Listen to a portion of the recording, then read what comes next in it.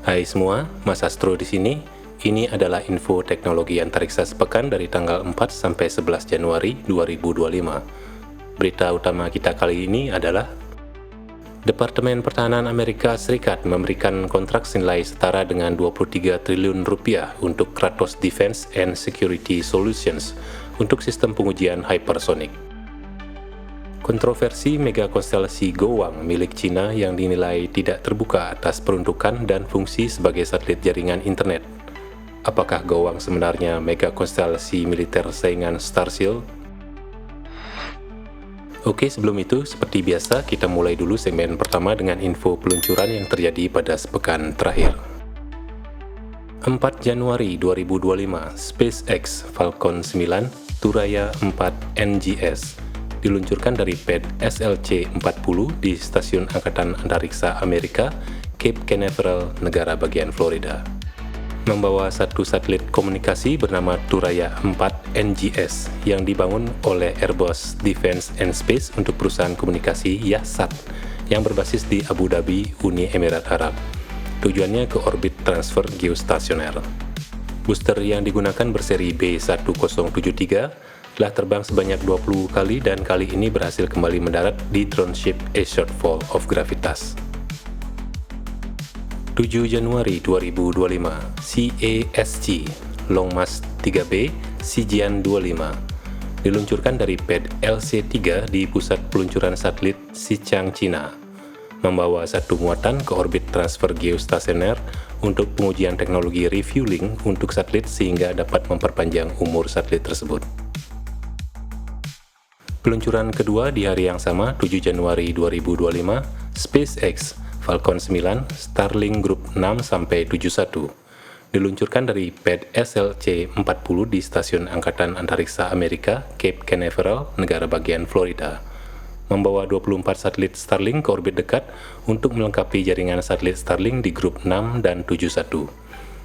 Booster yang digunakan berseri B1077 telah terbang sebanyak 17 kali dan kali ini berhasil kembali mendarat di drone ship Just Read the Instructions. 8 Januari 2025, SpaceX Falcon 9 Starlink Group 12 dan 11 diluncurkan dari pad LC-39A di Pusat Antariksa Kennedy Space Center, negara bagian Florida, membawa 21 satelit Starlink ke orbit dekat untuk melengkapi jaringan satelit Starlink di grup 12 dan 11. Booster yang digunakan berseri B1086 telah terbang sebanyak 3 kali dan kali ini berhasil kembali mendarat di drone ship A Shortfall of Gravitas. 10 Januari 2025, SpaceX Falcon 9 Enroll 153 diluncurkan dari pad SLC-4A di basis Angkatan Antariksa Amerika, Vandenberg, negara bagian California. Enroll 153 adalah rangkaian satelit ke-7 untuk jaringan satelit Starshield. Jadi semacam Starlink versi militer dengan kemampuan yang di-upgrade buatan Northrop Grumman dan SpaceX yang dioperasikan oleh National Reconnaissance Office. Tujuannya ke orbit dekat. Peluncuran kali ini menggunakan booster berseri B1071 telah terbang sebanyak 22 kali dan kali ini berhasil kembali mendarat di drone ship Of Course I Still Love You. 11 Januari 2025, SpaceX Falcon 9 Starlink Group 12 diluncurkan dari pad SLC-40 Stasiun Angkatan Antariksa Amerika, Cape Canaveral, negara bagian Florida, membawa 21 satelit Starlink ke orbit dekat untuk melengkapi jaringan satelit Starlink di grup 12. Booster yang digunakan berseri B1067 telah terbang sebanyak 25 kali dan kali ini berhasil kembali mendarat di drone ship Just Read the Instructions.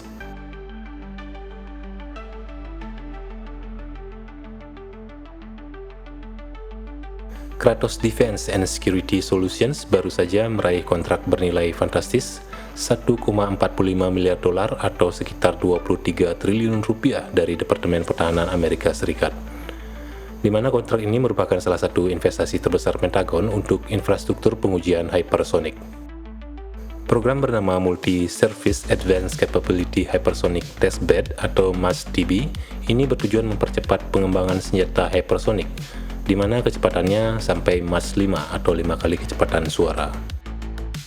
Kratos, perusahaan yang berbasis di San Diego, akan memimpin tim besar lainnya termasuk seperti Leidos, Rocket Lab, dan Stratolaunch. Jadi mereka akan memanfaatkan infrastruktur komersial untuk meningkatkan frekuensi pengujian penerbangan hypersonic. Tugas mereka mencakup rekayasa sistem, integrasi, hingga layanan pengujian skala kecil dan besar. Teknologi hypersonic kini menjadi fokus utama strategi militer Amerika Serikat, mengingat negara seperti China dan Rusia juga terus berinvestasi besar-besaran dalam teknologi ini. Dengan MASTB, Pentagon ingin mempercepat transisi teknologi mutakhir ke medan perang yang nyata. Berdasarkan pernyataan Direktur Pentagon untuk Test Resource Management Center, MASTB adalah langkah kritis untuk memastikan Amerika tetap unggul dalam persaingan teknologi militer, di mana program ini akan menguji prototipe glider dan muatan eksperimental pada jalur operasi yang realistis. Semua itu dilakukan dengan memanfaatkan peluncur komersial dan booster. Pendekatan semacam ini seperti menunjukkan tren baru di sektor pertahanan. Jadi Pentagon sekarang lebih sering menggandeng perusahaan swasta untuk memanfaatkan teknologi inovatif. Dengan begitu, perusahaan kecil yang sebelumnya fokus pada layanan peluncuran ke orbit untuk mengirim satelit-satelit kecil, kini punya peluang besar di pasar pengujian hypersonic. Pasar pengujian hypersonic saat ini diperkirakan bernilai 6 hingga 7 miliar dolar setiap tahunnya. Dengan teknologi ini, senjata hypersonic bisa mengubah peta kekuatan militer global, cepat, sulit dideteksi, dan mampu menghindari sistem pertahanan rudal yang ada. Namun uji coba teknologi ini tetap kompleks dan membutuhkan sumber daya besar. Inilah mengapa program seperti MASTB menjadi kunci bagi Amerika untuk terus menyempurnakan prototipe mereka sehingga bisa kompetitif di era persaingan teknologi militer. Berita kedua, sehubungan dengan peluncuran roket Long March 5B yang dilakukan 16 Desember 2024 lalu, ini ternyata mengundang kontroversi karena berdasarkan manifest yang diberikan pihak Cina, jika roket tersebut membawa 10 satelit untuk konstelasi jaringan internet Gowang, sepertinya dicurigai memiliki kemampuan lain dan tidak sesuai dengan komitmen keterbukaan informasi satelit. Walaupun sebenarnya tidak ada perjanjian internasional yang mengikat terhadap apa yang perlu disampaikan setiap peluncuran roket. Jadi ini hanya sikap sukarela untuk memberikan informasi yang tujuan utamanya yang pertama adalah untuk mengetahui apakah peluncuran tersebut berjenis senjata atau tidak, mengetahui jalur orbit dan muatan yang dibawa apakah untuk sipil atau militer. Karena jangan sampai karena tidak mau memberikan informasi apapun jika satu pihak meluncurkan roket yang tidak terdaftar bisa disalahartikan sebagai serangan nuklir oleh pihak lainnya. Kembali kepada kontroversi yang ditimbulkan oleh peluncuran yang dilakukan oleh Long March 5B ini, alih-alih menjawab pertanyaan, peluncuran ini justru diselimuti misteri. Apa sebenarnya tujuan dibalik mega konstelasi ini? Konstelasi Gowang yang secara harafiah berarti jaringan nasional adalah proyek ambisius Cina yang melibatkan ribuan satelit di orbit dekat. Tapi yang menjadi concern sebenarnya hampir tidak ada informasi tentang satelit yang diluncurkan ini seperti ukuran, berat, bahkan detail teknisnya masih menjadi rahasia.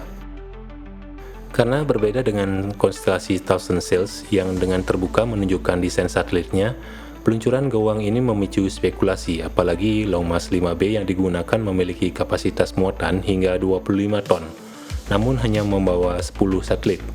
Beberapa analis termasuk Victoria Sampson dari Secure World Foundation berspekulasi bahwa satelit ini mungkin memiliki fungsi lain selain komunikasi, seperti pengintaian, navigasi, atau bahkan dukungan militer.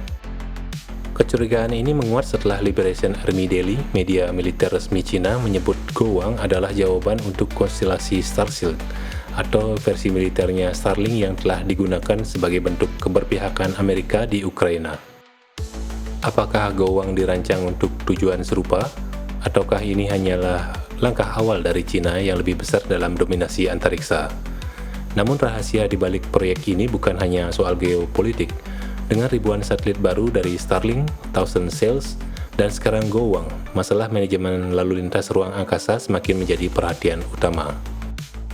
Koordinasi antar negara diperlukan untuk mencegah kecelakaan dan eskalasi yang tidak disengaja akibat pendekatan satelit yang tidak direncanakan. Apalagi orbit Gowang ini mirip dengan OneWeb dan Thousand Sails di ketinggian sekitar sampai dengan 1100 km, yang menambah kompleksitas potensi tabrakan antar satelit. Untuk pembahasan potensi buruk apa yang akan terjadi jika terlalu banyak satelit di orbit dekat sudah ada videonya sendiri ya. Silahkan cek di deskripsi untuk judulnya Kunang-Kunang Kosmik.